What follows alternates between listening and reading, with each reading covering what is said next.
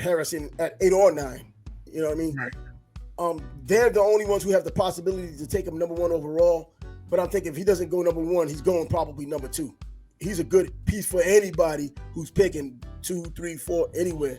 Who's got the second pick? I think it's the Patriots, and they need a quarterback. They're not drafting a wide receiver. They do need a quarterback. They need a coach. They need a whole lot of everything. And you know what? If they take it, depending on what's available, they get an offensive coach. You know, Bill Belichick was a defensive coordinator. He's a defensive coach, oversaw the offense and had a whole bunch of offensive coordinators who did well, at least with him. You know, bringing another offensive coordinator, then also offensive-minded coach, and then bring in the quarterback, and that would be his responsibility. And we'll see how that goes with the Patriots. Yeah, I think they're talking. I think they're talking the linebackers coach taking over. Another defensive guy. I mean, it's worked for them, but it's a different circumstance because did it really work for Bill Belichick? Because he did have that common denominator, which turned out to be Tom Brady.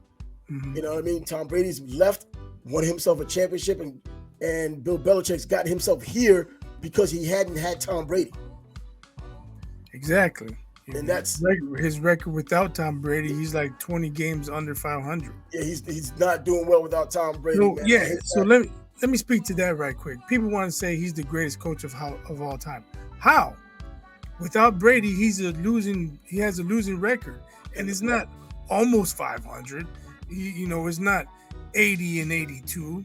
He's 20 games under 500. It's not even close. Yeah. So how can he possibly be the greatest coach of all time? He's not. He's not even in the conversation. I don't care.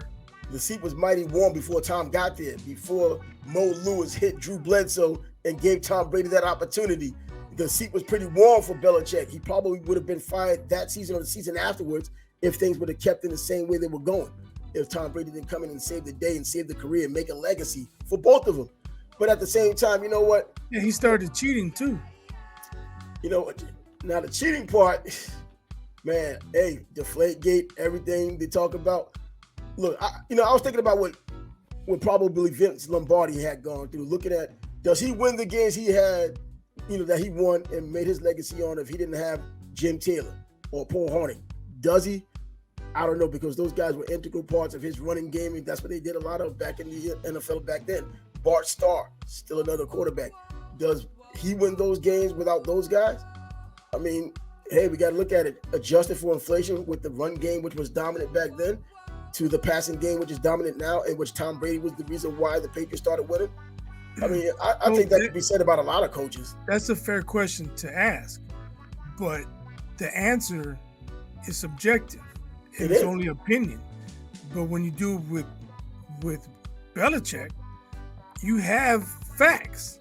Yeah, you have facts. It's not a question where it's objective or it's somebody's opinion. No, he's a losing coach without Brady. Without Brady.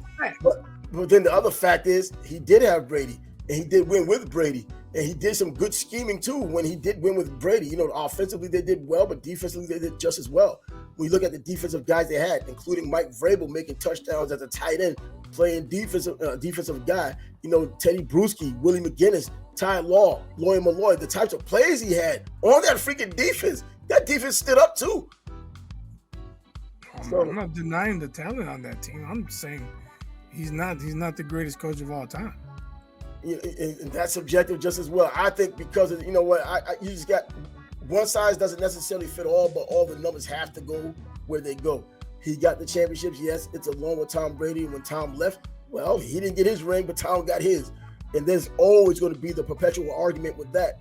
But, I just can't help no one else done with stuff as a head coach. I think Brady shut that down too. I'm not a system quarterback. Yeah. I don't even know why people thought that he was a system quarterback, because what system?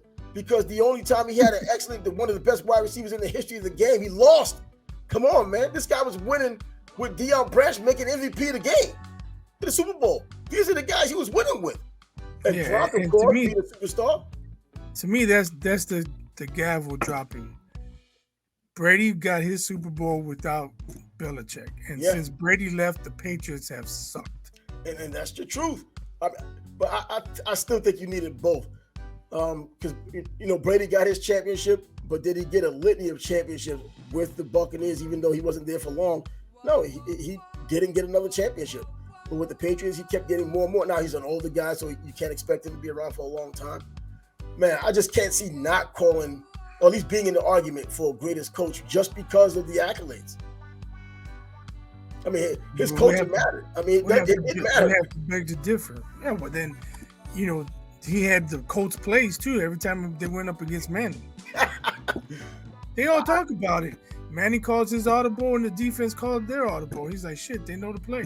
I got to call timeout now. Well, I don't know, man. I mean, it's one thing to try and steal signs. It's another thing to know everything. To know exactly what's going on. I usually use the argument of being at the goal line when it's like 4th and goal and you have to go for it. There's like 3 seconds left. That's your only option. You got a touchdown, the only thing that wins or ties the game. Everyone knows what you're going to do, and you still do it. So it's mano a mano. You push the guy back. It doesn't matter what the hell they know. That's what I'm saying. That's not the same thing as a 3rd and 4 from the 42. And that's not the same. But I'm saying sometimes when you have the talent, because the guys I mentioned on defense that play for those teams, those guys are pretty damn talented to where they were a difference. Now, offensively, the guys still have to catch the balls. Guys still getting jammed at the line. All of those things that can throw a play off. Because as you're playing offense, the defense is still trying to prevent you from doing what you're doing.